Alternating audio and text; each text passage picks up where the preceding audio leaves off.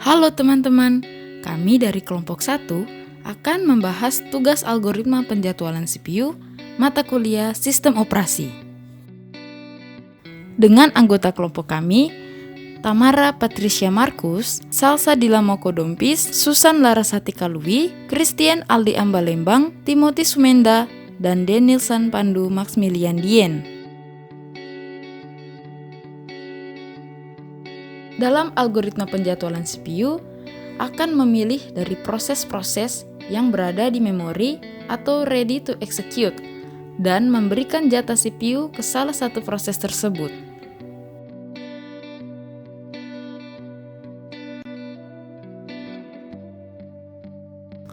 Kapan keputusan algoritma untuk dilakukan?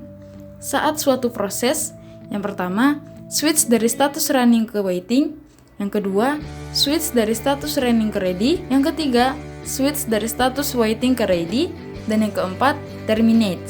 Penjadwalan 1 dan 4 termasuk non-preemptive, dan penjadwalan lainnya termasuk preemptive.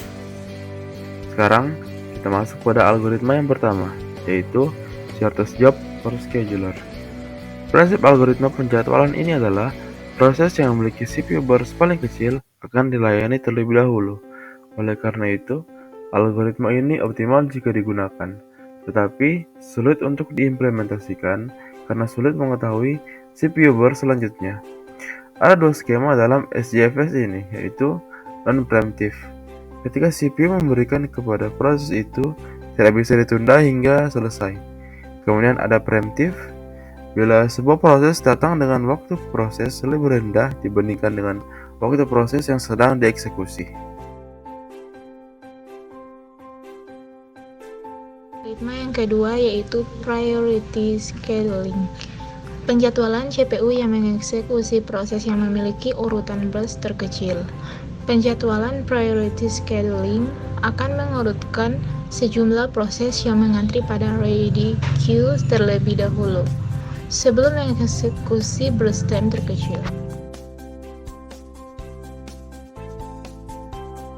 Yang ketiga ada round-robin scheduling. Round-robin scheduling merupakan penjadwalan yang memberikan alokasi waktu kuantum pada tiap proses dengan nilai burst time yang sama. Penjadwalan ini akan mengeksekusi proses yang terlebih dahulu mengantri dengan jumlah waktu kuantum yang telah diberikan. Dengan demikian, setiap proses akan ditunda apabila burst time lebih besar dibandingkan jumlah waktu kuantum yang telah ditentukan. Pada tahap 4, multi-level queue scheduling. Di sini, setiap antrian memiliki algoritma penjadwalan sendiri.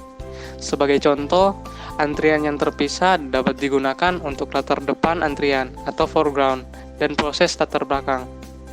Antrian latar depan mungkin dijadwalkan oleh algoritma round robin, sedangkan untuk antrian background menggunakan algoritma FCFS.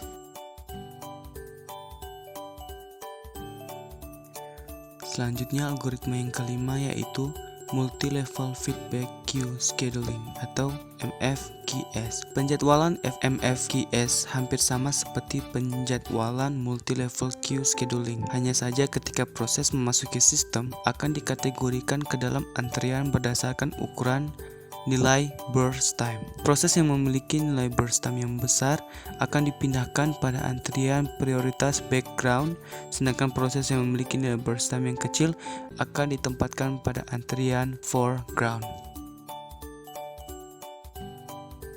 Sekian dari presentasi kami, diucapkan terima kasih, Tuhan Yesus memberkati.